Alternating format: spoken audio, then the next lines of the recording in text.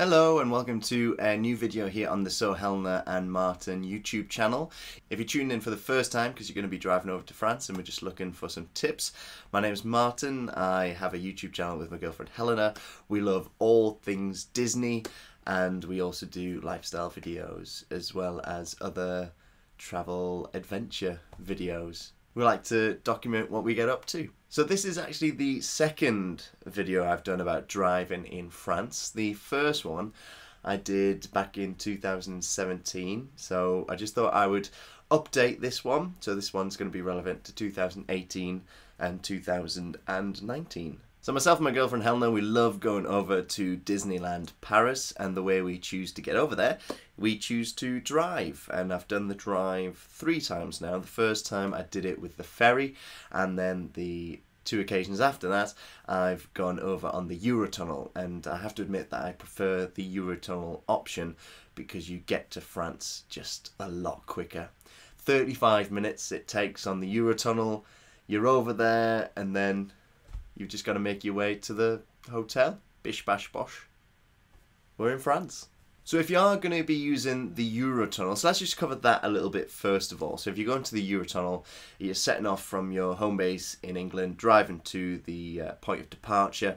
Just a little quick thing that we noticed on our last trip, we followed the postcode that was on the website, and it actually it led us to the offices of the Eurotunnel rather than the actual departure point. But that was my fault because I didn't read it properly on the website. So it says, do not follow a sat-nav route that includes Terminal Service Road. Best thing to let you know is to leave at junction 11A of the M20 and you get taken straight to the check-in booths. Check-in's very easy. If you've done your API for the Eurotunnel, your additional passenger information, then when you drive up to the check-in booth, then it should just automatically scan your car. It knows who you are. You just go through some things on the screen. It'll print out your ticket. You put that on your inside mirror, and then you'll be able to board the Eurotunnel. So for the Eurotunnel, you can be there up to 2 hours in advance of your departure time. It can't be any earlier than that, and the minimum time that you have to be there before is 45 minutes. So make sure you allow yourself quite a bit of time to get there. So we got off the Eurotunnel, we're now in France, so let's just talk about driving in France. First of all, very important, you're driving on the right side of the road, not the left-hand side. So it can be a little bit weird at first to drive on the right-hand side if you're used to driving on the left over here in the United Kingdom, but after a while it does sink in and it becomes second nature. But for those first few moments that you're driving in France, I always find it very helpful to either myself be saying, drive on the right, drive on the right, drive on the right, or to have the person that I'm with, the passenger, keep reminding me, drive on the right, drive on the right, drive on the right. And then when you get on the motorway, of course, the fastest lane is not on the right-hand side, which it normally would be. The fastest lane is on the left-hand side of the road. So bear that in mind when you're on the autoroute or the motorway. There are tolls in France if you are going to use the motorway, the autoroute. And with that being said, something that we realised on our last trip, if you are using a sat-nav, and if you're like me, and you, while you're in the United Kingdom, you like to avoid the toll roads, make sure you turn off the setting that avoids toll roads on the sat-nav if you put that on. Because when we got over there, it suddenly started saying that it was going to take 4 hours 30 minutes to get to our destination, which was the Hotel Cheyenne Disney Hotel. When in actual fact we know, because we've done it previously, it only takes about 3 hours. And the reason was that setting was still on and it was trying to avoid the toll road. But the toll road takes you onto the motorway, the autoroute, which is the fastest route. So make sure you've got that turned off, otherwise you're going to be driving around all these villages and around the middle of nowhere rather than just driving in a straight line to the Disney Hotel, which it pretty much is, which is why I don't mind driving when I'm over there. The tolls comes to about 20 euros, I believe, and so when you drive up to the first toll, you'll get a ticket. So you drive up to the toll, you'll take out a ticket, you'll keep hold of that ticket until you reach the end of the motorway point, the next toll. You'll then put that ticket inside the machine and it'll then ask you to pay for the amount of distance that you've travelled. We have in the past made wrong turns thinking we've gone into the services but then come off the motorway and we've had to pay a toll to then get off of the motorway to then come back onto the motorway. But don't worry, because we figured out that it works out the price depending on the distance that you've travelled. So you're not going to pay more because you've come off and then gone back on. You're going to pay for that section of the journey if you've taken the wrong route, and then you'll pay for the next section of the journey once you get back onto the motorway. So it works out all right even if you go the wrong way. Should still work out as about 20 euros. With the toll, you can pay on card or you can pay with cash. It's entirely up to you, but just make sure you're looking out for the logos that signify cash or card when you're driving up to the toll to pay at the end. In terms of the speed limit over in France, it's not mph, it's kmh, so you're working on the inside of your speedometer.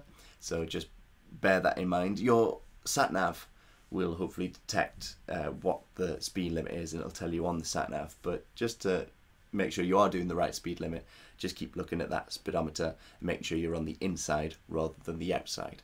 There's speed limit signs often on the autoroute on the motorway. There's two different ones. There's one above and there's one below. The one above is for normal driving conditions and the one below is for wet weather conditions. So just adhere to which one it is at that time. Sorry if the camera's moved slightly, the battery ran out, so I just had to charge you for a bit. So in 2012, France passed a law to prevent the use of speed camera detectors. So while you're on the Eurotunnel, I would suggest turning off your speed camera detector on your sat-nav. That's either, sat-nav that you attach to the windscreen or the sat-nav that's built into the car. So there are some things you're going to need for the car itself when you're over in France. The first one, I think is a major one, is to prevent you from blinding the other road users. That is headlamp beam reflectors, and you can get these quite cheap off of Amazon. I use the Eurolights. They are very easy to fit. They come with the instructions. They come with a leaflet that will have a list of vehicles. You just find your vehicle. It tells you where on your vehicle headlight to place the beam reflector. Turn on your headlights for a bit so that they're warmed up. Then you turn them off. Then you apply the beam reflector, and then you're all set.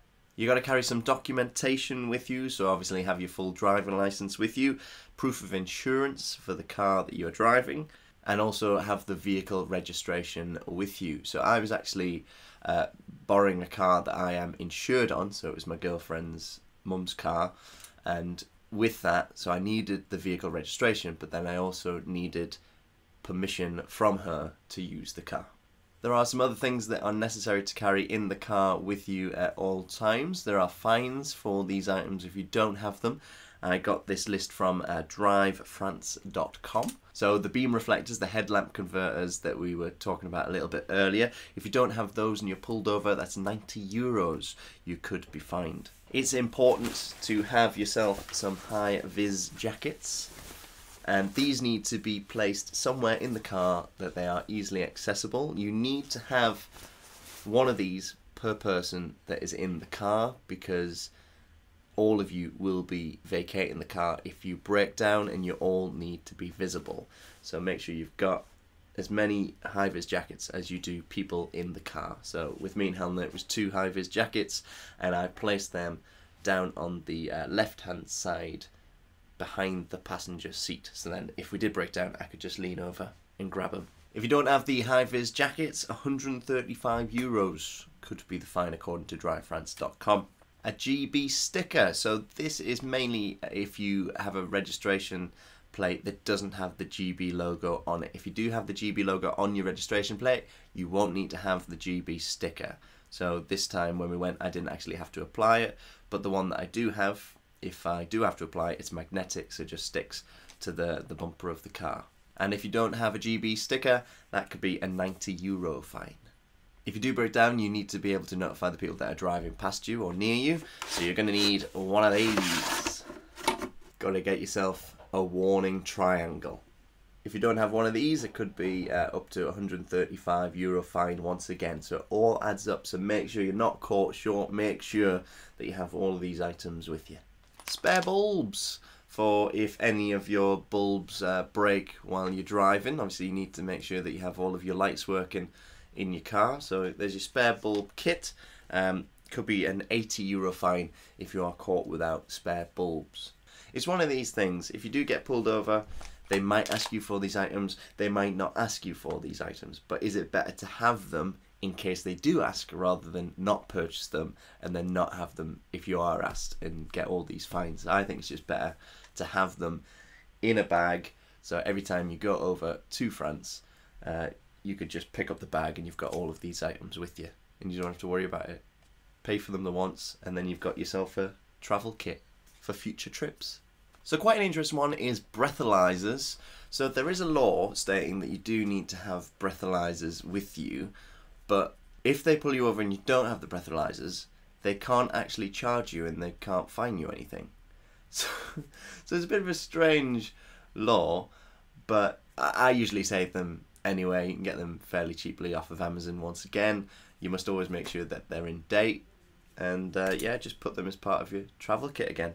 When you're driving back to the Eurotunnel from France, so from the Disney Hotel or from wherever you are back to the Eurotunnel, then you can find the address on the Eurotunnel website and just follow the signage for Tunnel sous la Manche. That's exactly what I did, and I didn't have any problems. Maybe try and notice the time it took from the Eurotunnel to your hotel, and then when you put the Eurotunnel for coming back in, just make sure it's the same amount of time or distance and that you haven't clicked the wrong destination to get to, because there's quite a few different things come up when you try and put in the Eurotunnel. So just make sure it's the same sort of distance as when you first arrived. So there is a headphones law that has been put in place, so all drivers and riders have been prohibited from wearing headsets or headphones when driving. Now that can be for music or for answering phone calls. It is prohibited, so make sure you're not caught with any of those in.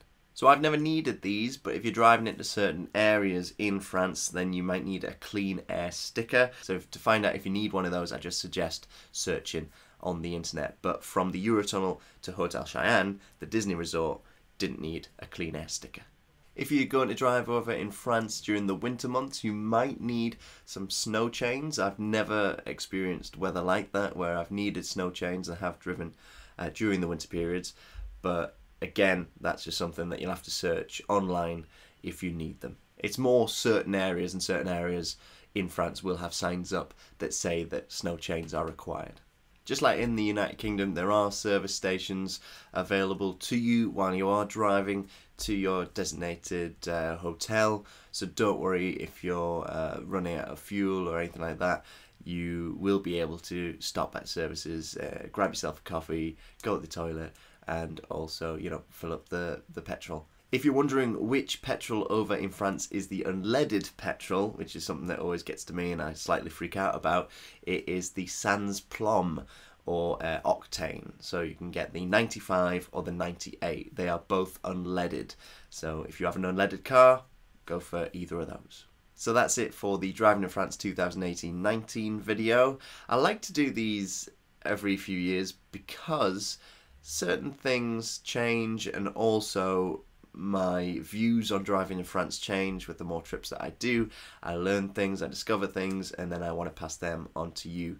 So if you are off on holiday in France, enjoy. Thanks for watching, and we'll see you in the next video. Bye.